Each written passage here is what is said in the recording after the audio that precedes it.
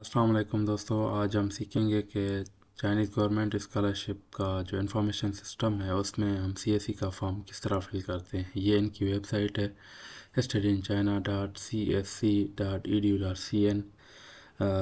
और ये जिस भी यूनिवर्सिटी में आप अप्लाई करेंगे सीएसई के लिए उसमें आपको लाजमी फिल करना पड़ेगा।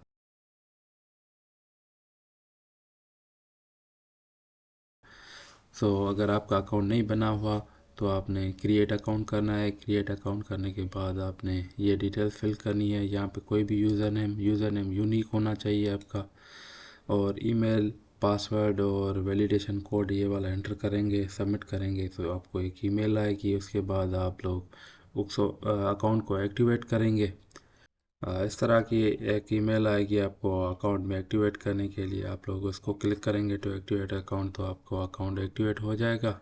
एक्टिवेट करने के बाद आप लोगों ने साइन इन होना है। साइन इन के बाद आप लोगों को इस तरह की एक इंटरफेस नज़र आएगी। उसमें हम सबसे पहले अपनी पर्सनल इन्फॉर्मेशन ऐड करेंगे कि भाई ये तो हमने इसको एग्री करना है, और फिर हम अपनी जो इन्फॉर्मेशन है उसको फिल करेंगे।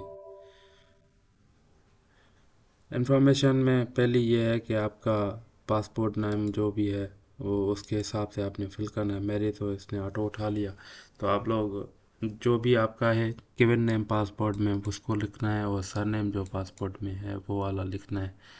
मेक श्योर करें कि ये जो भी है वो पासपोर्ट के हिसाब से ही होना चाहिए। अदरवाइज़ अगर आपने मिस्टेक की इसमें तो फिर अब बाद में आपको वीज़ा प्रोसेस में मसला हो सकता है।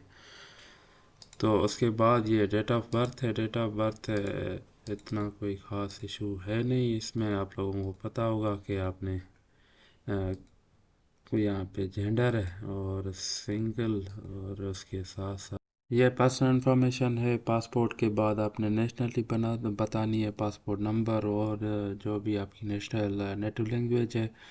यहाँ पे आप लोग ईमेल, पासवर्ड जो भी है वो आप देना चाहें, विचेट आईडी देना चाहते हैं तो भी अच्छी बात है। स्काइप नंबर दे सकते हैं। एड्रेस जो भी है आपकी वो आपने लाजमी देनी है। इसके बाद आप लोगों अपनी एड्रेस देनी है। एड्रेस के बाद कोई भी आपका जो कांटेक्ट नंबर है, जो भी आपको इनके हिसाब से इमरजेंसी वो आपको रीच कर सकें, उसकी डिटेल्स देनी है। उसके बाद वेरीफाई एंड सेव करना है। तो उसके बाद आप लोग चले जाएंगे नेक्स्ट स्टेज पे, जो है आपकी एजुकेशन। एजुकेशन सबसे पहले जो आपने हाईएस्ट डिग्री की हुई है, अगर आपने मास्टर्स की हुई है तो मास्टर्स, नहीं तो फिर बैचलर, तो बैचलर सेलेक्ट करते हैं। Field of study mechanical engineering college, वो कहाँ पे है, वो पाकिस्तान में है। और उसका नाम क्या है वो हम नाम दे देते हैं। उसके बाद हमने जो किया है वो बीएस किया हुआ है, यहाँ जो भी है जहाँ से लेके उन्होंने किया हुआ है उसका डिटेल्स देनी है। इसमें कोई ख़ास मेरे ख्याल में डिफ़िकल्ट चीज़ है नहीं। और जहाँ पे अगर आपने जो भी काम किए हुए हैं वो काम डिटेल्स देनी है यहाँ पे। और आप लोगों को अगर कोई इसमें ऐड करना है पोर्शन तो आप लोग ऐड भी कर सकते हैं इसमें।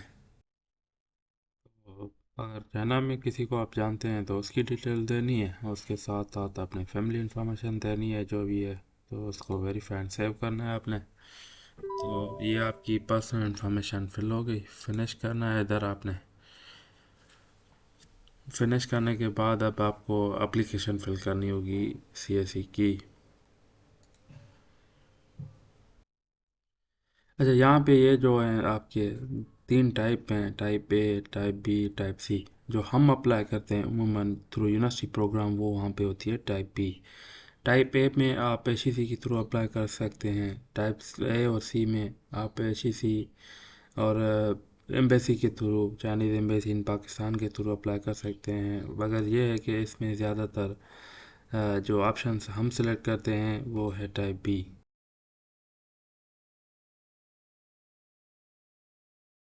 तो हम फिल करेंगे टाइप बी की एडमिशन के लिए हम फिल करेंगे फॉर्म, ऐड एप्लीकेशन करेंगे।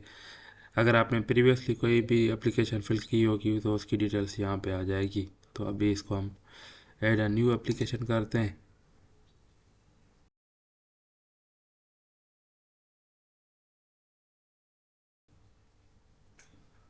और उसके लिए ये है कि आपने सबसे पहले एजेंसी नंबर आपको कहाँ से मिलेगा, जिस भी यूनिवर्सिटी में आप अप्लाई कर रहे हैं उसका एजेंसी नंबर होगा।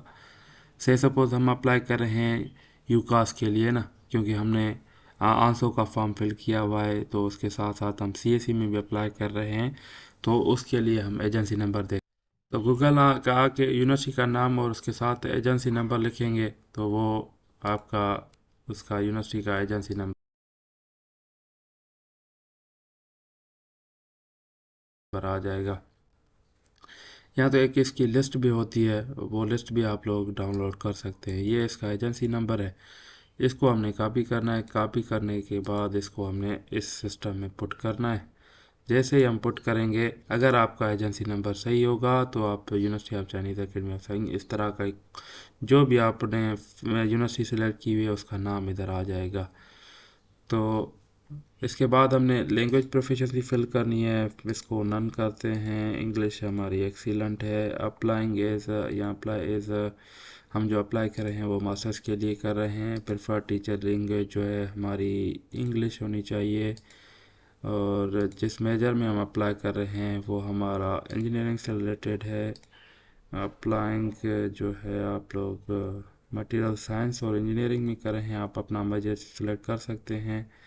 ये आपका 3 साल का होगा। ये भी अगर चाइना में आपने काम किया हुआ है तो येस करना है और उसकी डिटेल्स बतानी है। अगर नहीं किया हुआ, चाइनीज़ गवर्नमेंट आपने ली हुई है तो उसकी डिटेल बतानी है, नहीं तो फिर नेक्स्ट करना है वेरीफाई एंड सेव करके। उसके बाद आपने यहाँ पे आईडी फ़ोटो अपलोड करना है।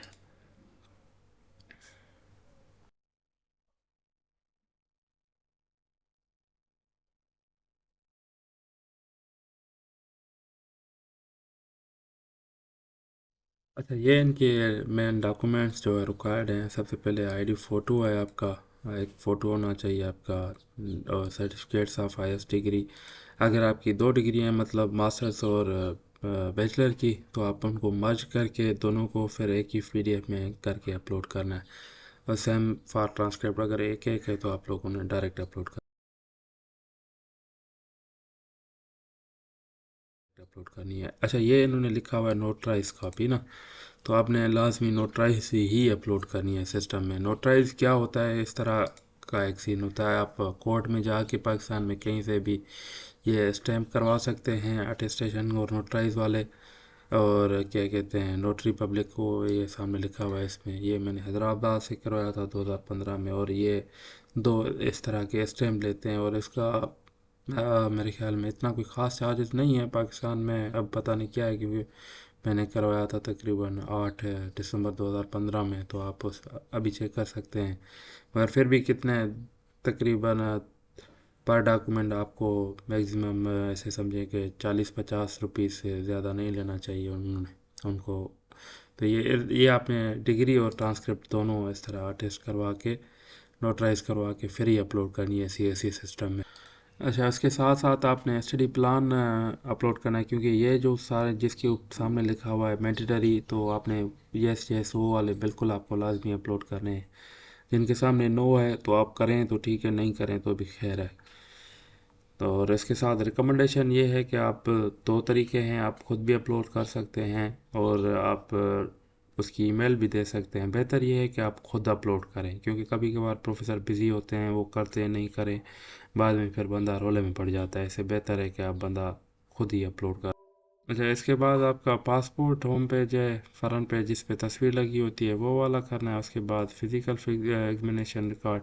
अच्छा, मेक श्योर कि ये जो है मेडिकल सर्टिफिकेट, उसके जो फ़ोटो होती है उस पर भी स्टैंप होना चाहिए और लास्ट में भी स्टैंप होना चाहिए। इस तरह मतलब आपका मेडिकल सर्टिफिकेट आपका फुल टाइम फिल होना चाहिए प्रॉपरली, और ये स्टैंप होना चाहिए आपकी फ़ोटो पे भी। और जो भी है, ये तो मैंने 2020 में चाइना से ही करवाया था। और यहाँ पे मेडिकली फिट इस तरह का कोई एक सजेशन लिखनी चाहिए, और यहाँ पे फिर स्टैम्प करके डेट लगानी चाहिए, और यहाँ पे डॉक्टर की सिग्नेचर होनी चाहिए। इस तरह आपका मेडिकल फिल होना चाहिए। A to Z, इसमें कोई भी चीज़ मतलब ब्लैंक ना हो। जो भी है आपने A to Z फिल करवानी है डॉक्टर से। अच्छा, इसमें ये है 9वें नंबर पे जो है वो पेपर है। पब्लिकेशंस आपकी अगर हैं तो अच्छी बात है, अपलोड कर देनी है, नहीं है तो खैर कोई मसला नहीं है। और एग्जांपल ऑफ आर्ट, ये आर्ट वालों के लिए है, आप वो अपलोड कर सकते हैं अगर हैं आपके पास, मतलब जो भी आर्ट के लिए अप्लाई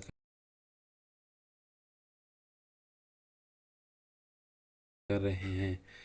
अदर सपोर्टिंग डॉक्यूमेंट्स में आप लोग अपनी सीवी अपलोड कर सकते हैं, आप अपनी एक्सपेरिमेंट जो एक्सपीरियंस सर्टिफिकेट्स हैं वो अपलोड कर सकते हैं, जिसमें आपके कोई भी टीचिंग है, किसी वर्कशॉप में आप गए हैं, किसी कॉन्फ्रेंस में गए हैं, कोई आपने वॉलंटियर एक्टिविटी की थी उसकी सर्टिफिकेशन है आपके पास, तो आप लोग वो भी अपलोड कर सकते हैं इसमें। और इसके साथ आपकी चाइनीज़ प्रोफिशिएंसी सर्टिफिकेट अगर है तो वो अपलोड कर सकते हैं शेस्की का, या किसी यूनिवर्सिटी से पढ़े हैं उसका सर्टिफिकेट तो आप लोग वो भी अपलोड कर सकते हैं।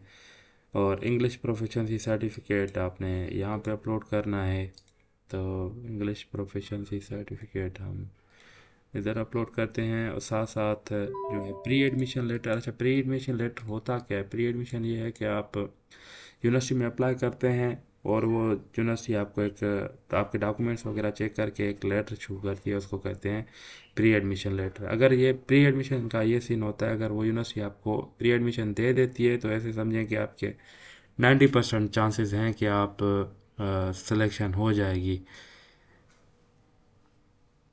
तो अगर आपके पास है तो ठीक, नहीं तो इसके ऊपर आप जो है एक्सेप्टेंस लेटर आपका है तो आप वो भी अपलोड कर सकते हैं।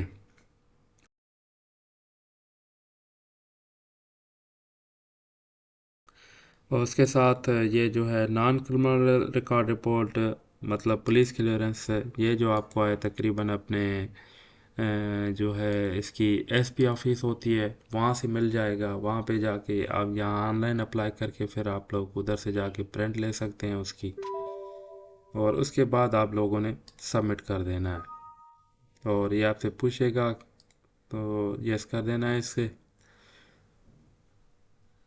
फॉर्म हमारा सबमिट हो गया,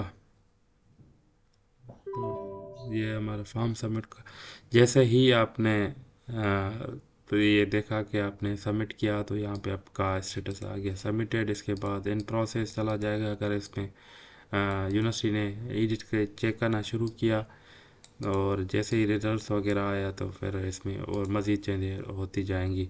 अगर आपने इसमें कोई गलती कर दी है समझ रहे हैं तो आप इसको डायरेक्ट व्यू कर, अच्छा व्यू करने से यह है कि आप ए टू जेड आप अपना फॉर्म पढ़ सकते हैं कि आपने क्या क्या फिल किया हुआ है ना, और कौन से सपोर्टिंग डॉक्यूमेंट्स आपने ऐड किए हुए हैं, और सारी डिटेल आ जाती है।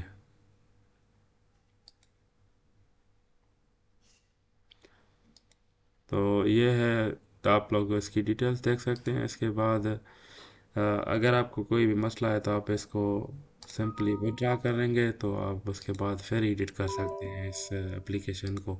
एडिट एडिट में जाके आप लोग और कोई भी चेंजिंग, जो भी चेंजिंग्स है आप लोग चेंजिंग कर सकते हैं, या कोई भी डॉक्यूमेंट है डिलीट कर सकते हैं। तो ये था इसका। ये फिर अगर हम सेम फॉर्म अगर हम यूएसटीसी के लिए फिल करना चाहते हैं, अ, तो इधर आके लिखेंगे हम यूएसटीसी एजेंसी नंबर। तो यूएसटीसी का एजेंसी नंबर ये है। तो इसको हम कॉपी करके आते हैं इस पे और इधर फिल करते हैं इसको, तो ये आ गई university of science and technology. तो इसी तरह आपका यूएसटीसी का फॉर्म भी फिल होगा, बाकी डिटेल्स भी आप लोग चेंज करेंगे। अच्छा, मेक श्योर के आपके ये जो भी डॉक्यूमेंट्स हैं उनके नाम सही तरह से लिखे हुए हो ना। जैसे अभी देखें मैंने कितने, मतलब मैं आपको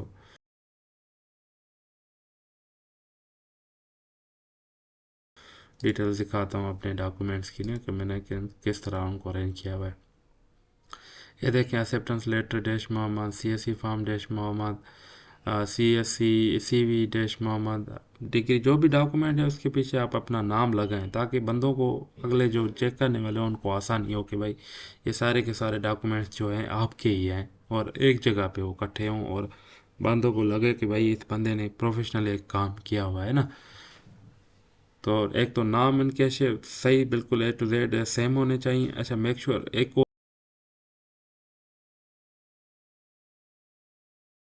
और चीज़ मेक श्योर करनी है कि यहाँ पे मतलब CSE में अगर आप अप्लाई कर रहे हैं तो जो यहाँ पे डॉक्यूमेंट्स अपलोड कर रहे हैं जिस भी यूनिवर्सिटी से, सपोज हम यूनिवर्सिटी में अप्लाई कर रहे हैं, university of science and technology में अप्लाई कर रहे हैं, तो उसका जो ऑनलाइन पोर्टल है उसमें भी आपके ये सारे डॉक्यूमेंट्स सेम होने चाहिए। ऐसा ना हो कि यहाँ पे दूसरे हो और उस सिस्टम में दूसरे डॉक्यूमेंट्स अपलोड किए हों। तो ये चीज़ें आपको मतलब मुश्किल में डाल सकती हैं, आपकी एडमिशन भी रिजेक्ट हो सकती है।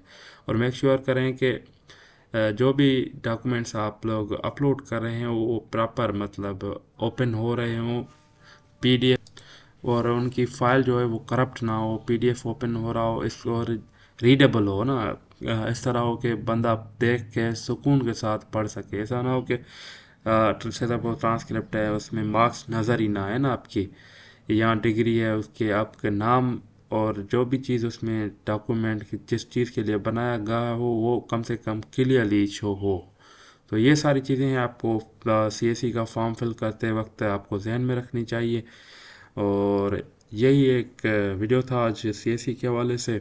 इंशाल्लाह फिर मिलते हैं किसी और वीडियो में, तब तक अपने दोस्त मोहम्मद शतल को इजाज़त दें।